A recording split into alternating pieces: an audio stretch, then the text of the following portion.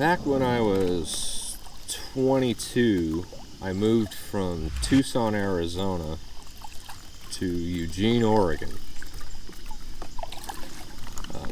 My father had lived up there for several years. He no longer had. He'd actually moved to the coast of Oregon. But I'd go to visit him, and I absolutely fell in love with the place. And I did an awful lot of fishing at that time of my life, and then it totally tapered off where I really didn't have a whole lot of opportunity. And it wasn't until I got settled into the East Coast that I started fishing again. At any rate, the spring and fall salmon and steelhead runs would come about, and I don't know if any of you have ever seen one of those situations like opening salmon, spring salmon opening day. You'd get to an area of the river where they would all be because it's as far as they can go, because Oregon still has crap loads of hydro dams.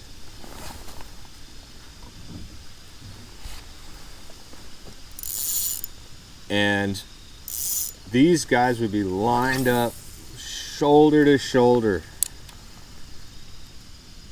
Somebody get into a fish, nobody would cooperate, they'd keep their lines in, everybody tangled up. It was a ridiculous shit show.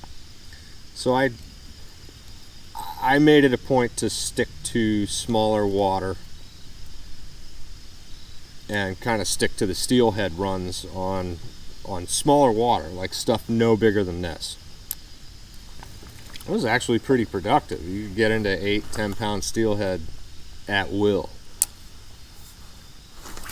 At any rate, there were a few times where there were other people around. It wasn't shoulder to shoulder, and do some wading with some inline spinners, boom, you're into one.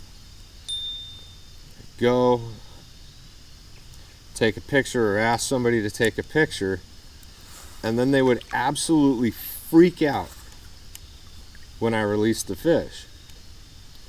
And I'd say,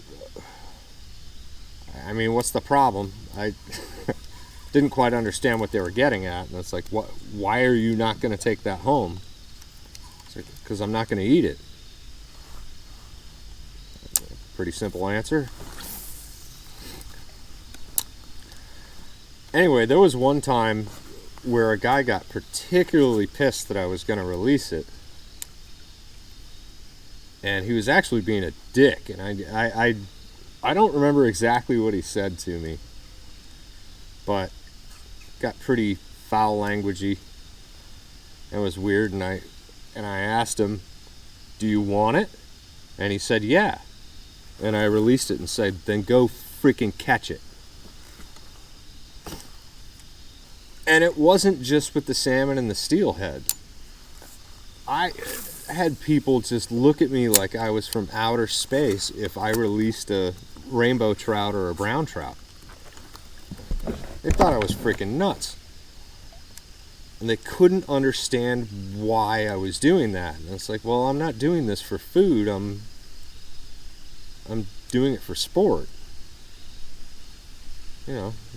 Wet your hands every time, before you touch a salmonoid. As long as you're gentle with them, they'll be fine.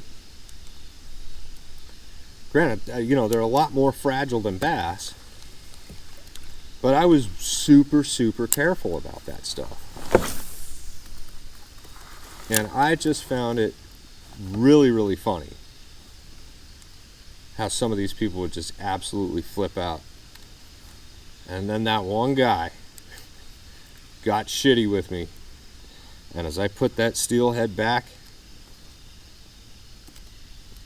it felt so good to just kind of rub it in his face.